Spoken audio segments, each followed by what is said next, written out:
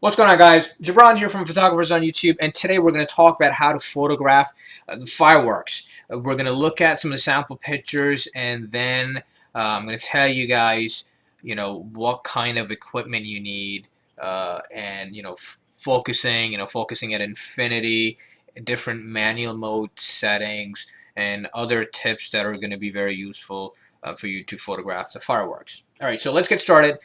Two things that you must have are tripod. That's number one, because you're going to do long exposure. And number two is a shutter release. So shutter release will basically allow you to shoot for 2 seconds or 3 seconds or 5 seconds. And you're going to have to set your camera into bulb mode. Now, anything that I've already covered, for example, bulb mode or how to focus at infinity, I'm going to post those links in this video. So make sure, if you're not familiar with it, make sure you watch those videos. All right, shutter release, in case you don't know, simply go to my budget equipment website. I have listed 4 shutter releases right here for both Nikon and Canon. They cost, $7 if you don't want to buy their branded one, and they work just as fine. In fact, uh, I have this shutter release, and I've never had any issues. This one is not available anymore. I don't know why, but just go to the website and look into it. All right. So 2 things that you need: tripod and a shutter release. Number 2 is that you want to focus your lens to infinity. You don't want to use autofocus in this. I mean, you can use autofocus, but you're going to have to switch it back to manual once the lens and the camera focuses. So let me explain why. So here's a picture right here. This is taken by Suncat. What happens is that when you focus from this distance, the lens is going to focus at infinity automatically. Even if you change this in portrait position and you're just getting this much frame, you're so far away from the fireworks that's how it's going to focus at infinity automatically. So once you focus, switch your focusing from autofocus to manual. And the reason why is because when fireworks go off, the lighting is constantly changing, and if you press your button to take the picture, then it's going to start to refocus again and you're going to miss your shot. So make sure that you focus ahead of time, and then you just turn off your autofocus. Okay, here we go. Manual mode setting. So make sure you're shooting in manual mode, not in aperture mode, not in shutter speed mode, because this is going to give you more control. So keep your ISO low, 100, and some cameras can go lowest is 200. So either 100 or 200, you're going to be fine. Aperture range, f6.3 to f11. This is, you really have to take a shot and see. Maybe at 6.3 you could have overexposure, so maybe try f8 and see if that works or not. As far as shutter speed goes, I would say anywhere between 2 to 7 seconds. I've seen some people do 15 seconds and 30 seconds.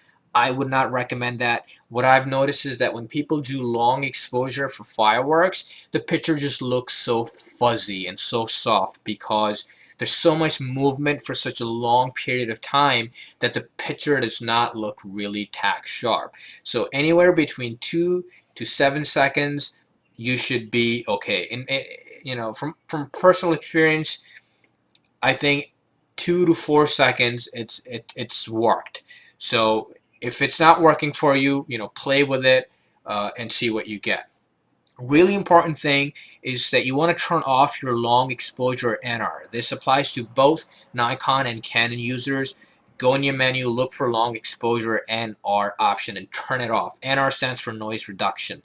What happens is that if this option is enabled, if you do a 5-second exposure, the camera is going to take 5 seconds to process this picture to reduce noise. In that 5 second, you're going to miss more shots. So make sure that your long exposure NR is off, because your screen is going to go completely blank when the camera is processing it. So you lose some time, you're going to lose battery as well.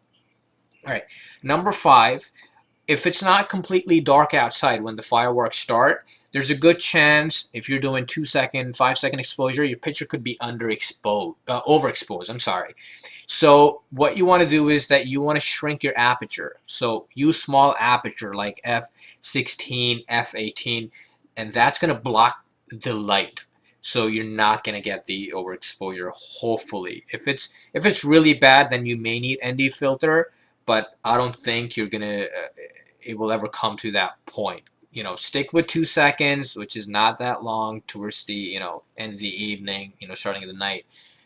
Worst case scenario, go with f18. You should be okay. All right, number 6.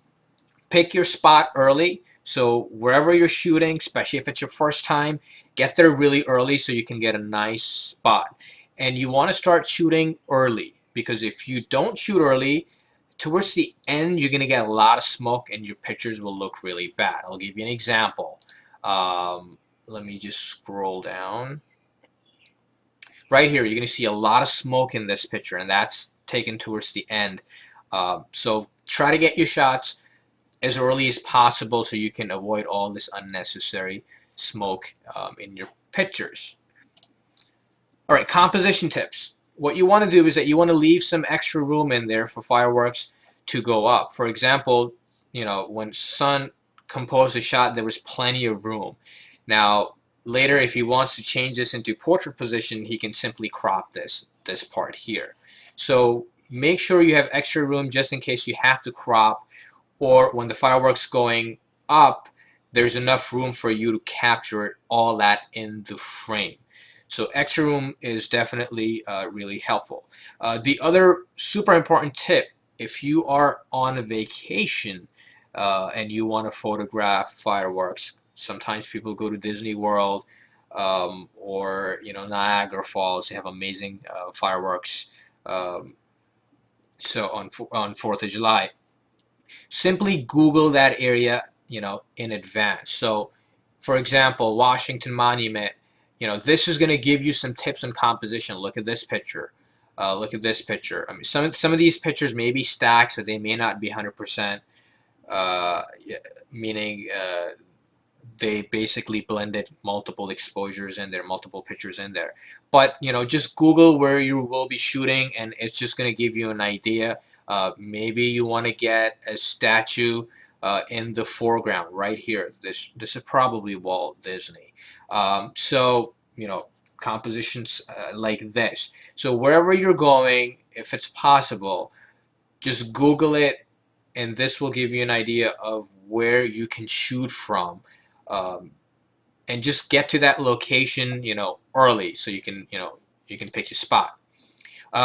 Last thing is, if you are using a kit lens, there's a good chance there is no infinity sign on your kit lens. So earlier I talked about that you want to focus at infinity, and I will post that video. Just click on that link. But the problem is people are not reading the comments on the video. So if there is no infinity sign on your kit lens, just read this comment right here. It's got 25 thumbs up. So I explain how to focus at infinity if your kit lens does not have the infinity sign. The lenses that I use in the video had the signs on them, so it was not a problem. But those of you who don't have the sign, make sure when you watch how to focus at infinity video, read this comment so you know how to focus at infinity. All right, so that's pretty much it. If you have any questions, feel free to post them, and I'll try to answer them before you actually go on your shoot. Hope all is well. If you guys don't mind, please give it a quick thumbs up and share it if possible. Thank you so much, and I'll talk to you guys later.